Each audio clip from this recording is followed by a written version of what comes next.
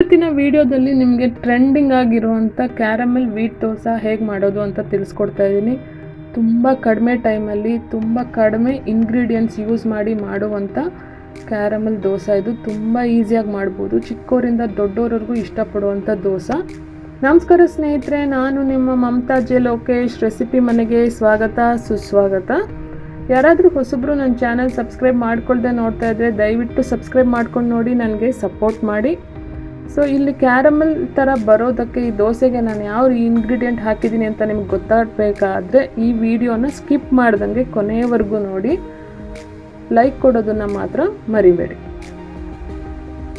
So ಹೇಗೆ ಮಾಡೋದು ಅಂತ ನೋಡೋಣ. ಈಗ ಮೊದಲಿಗೆ ನಾನು ಒಂದು ಬೌಲ್ ತೊಗೊಂಡಿದ್ದೀನಿ. 1 ಕಪ್ನಷ್ಟು ಗೋಧಿ ಹಿಟ್ಟು ಹಾಕ್ತಾಯಿದ್ದೀನಿ. ನಂತರ ಚಿಟಿಕೆಯಷ್ಟು ಉಪ್ಪು ಸೇರಿಸ್ಕೊಂಡು ಇದನ್ನು ಮಿಕ್ಸ್ ಮಾಡ್ಕೋಬೇಕೀಗ.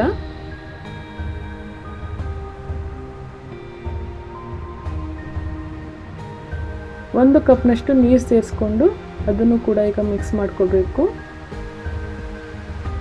ಗಂಟುಗಳು ಇಲ್ಲದೆ ಇರೋ ಥರ ನಾವು ಚೆನ್ನಾಗಿ ಇದನ್ನು ಮಿಕ್ಸ್ ಮಾಡ್ಕೋಬೇಕು.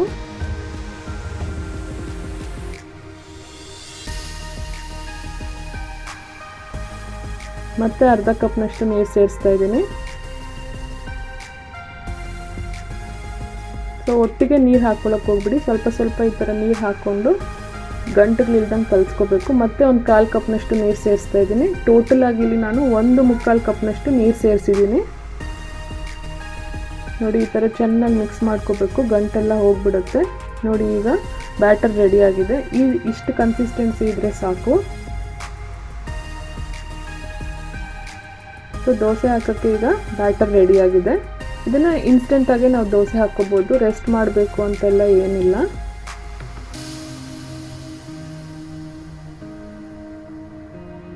ಈ ಥರ ಒಂದು 4-5 ಸತಿ ಚೆನ್ನಾಗಿ ಮಿಕ್ಸ್ ಮಾಡಬೇಕು.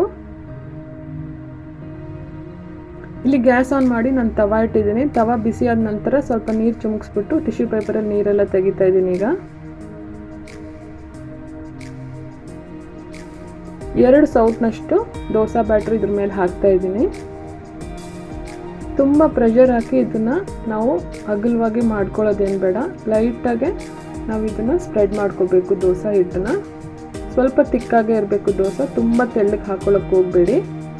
ಈಗ ಇದ್ರ ಮೇಲೆ ನಾನು ಸ್ವಲ್ಪ ತುಪ್ಪ ಸೇರಿಸ್ತಾ ಇದ್ದೀನಿ.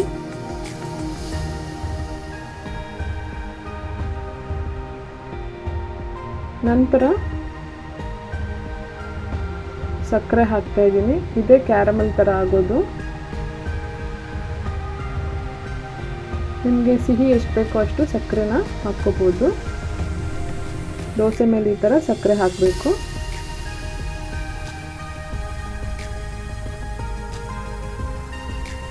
ನೋಡಿ, ಒಂದು ಸೈಡು ಬೆಂದ ನಂತರ ಇದನ್ನು ನಾವು ತಿರುವಾಕ್ಕೊಳ್ಬೇಕು ದೋಸೆನ. ಈ ಥರ ತಿರುವಾಕ್ಕೊಳ್ಬೇಕು. ಈಗ ಸಕ್ಕರೆ ಎಲ್ಲ ಚೆನ್ನಾಗಿ ಕರಗಬೇಕು, ದೋಸೆಗೆ ಅಂಟ್ಕೋಬೇಕು. ಅಷ್ಟವರೆಗೂ ನಾವು ಇದನ್ನು ಬೇಯಿಸ್ಬೇಕಾಗುತ್ತೆ. ನೋಡಿ, ಅರ್ಧ ಫೋಲ್ಡ್ ಮಾಡ್ಕೊಳ್ತಾ ಇದ್ದೀನಿ ನಾನು. ಸೊ ಅರ್ಧ ಭಾಗ ಚೆನ್ನಾಗಿ ಸಕ್ಕರೆ ಎಲ್ಲ ಕರಗಿ ಕಲರ್ ಚೇಂಜ್ ಆಗುತ್ತೆ ದೋಸೆ. ಅಷ್ಟವರೆಗೂ ನಾವು ಅದನ್ನು ಬೇಯಿಸ್ಕೋಬೇಕು. ನೋಡಿ, ಈಗ ಒಂದು ಸೈಡು ಚೆನ್ನಾಗಿ ಸಕ್ಕರೆ ಎಲ್ಲ ಕರಗಿಬಿಟ್ಟು ಅದು ಕಲರ್ ಚೇಂಜ್ ಆಗಿದೆ ಕ್ಯಾರಮೆಲ್ ಥರ. ತುಂಬಾ ಟೇಸ್ಟಿಯಾಗಿರುತ್ತೆ ಈ ದೋಸೆ. ನೋಡಿ, ಒಂದು ದೋಸೆ ರೆಡಿ ಆಯ್ತು. ಈಗ ಮತ್ತು ಇನ್ನೊಂದು ದೋಸೆ ಕೂಡ ನಾನು ಹಾಕ್ಕೊಳ್ತಾ ಇದ್ದೀನಿ. ಸೇಮ್ 2 ಸೌಟ್ನಷ್ಟು ದೋಸೆ ಹಿಟ್ಟನ್ನು ಹಾಕ್ಕೊಂಡು ಲೈಟಾಗೆ ಅದನ್ನು ಸ್ಪ್ರೆಡ್ ಮಾಡ್ತಾಯಿದ್ದೀನಿ. ತುಪ್ಪ ಸೇರಿಸ್ಕೊಳ್ತಾ ಇದ್ದೀನಿ ಮತ್ತು ಸಕ್ಕರೆ ಕೂಡ ಈಗ ಹಾಕ್ತಾಯಿದ್ದೀನಿ. ನೋಡಿ, ಸೊ ನೆನಪಲ್ಲಿರಲಿ, ತುಂಬ ತೆಳ್ಳುವಾಗಿ ಈ ದೋಸೆನ ಮಾಡ್ಕೊಳಕ್ಕೆ ಹೋಗಬೇಡಿ.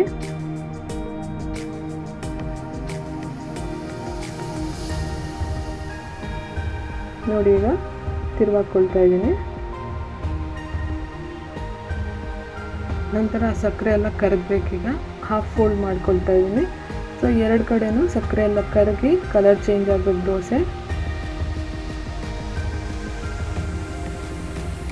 ನೋಡಿ, ಎಷ್ಟು ಚೆನ್ನಾಗಿ ಬಂದಿದೆ ಕ್ಯಾರಮೆಲ್ ವೀಟ್ ದೋಸೆ. ನೀವು ಕೂಡ ಈ ಥರ ಒಂದ್ಸತಿ ಮನೆಯಲ್ಲಿ ಮಾಡಿಕೊಂಡು ತಿಂದು ಹೇಗೆ ಬಂದಿದೆ ಅಂತ ನನಗೆ ಕಮೆಂಟ್ ಬಾಕ್ಸಲ್ಲಿ ತಿಳಿಸೋದನ್ನು ಮರಿಬೇಡಿ. ಆದಷ್ಟು ಈ ವಿಡಿಯೋನ ನಿಮ್ಮ ಫ್ಯಾಮಿಲಿ ಮೆಂಬರ್ಸ್ಗೆ, ಫ್ರೆಂಡ್ಸ್ಗೆ, ನಿಮ್ಗೆ ಗೊತ್ತಿರೋರಿಗೆಲ್ಲ ಈ ವಿಡಿಯೋನ ಶೇರ್ ಮಾಡಿ, ನನಗೆ ಸಪೋರ್ಟ್ ಮಾಡಿ. ಸೊ ಸೊ ಈ ವಿಡಿಯೋಗೆ ಲೈಕ್ ಕೊಡೋದನ್ನು ಮಾತ್ರ ಮರಿಬೇಡಿ. ಮುಂದಿನ ಒಂದು ಒಳ್ಳೆ ರೆಸಿಪಿಯೊಂದಿಗೆ ನಿಮ್ಮನ್ನು ಭೇಟಿ ಆಗ್ತೇನೆ. Happy day.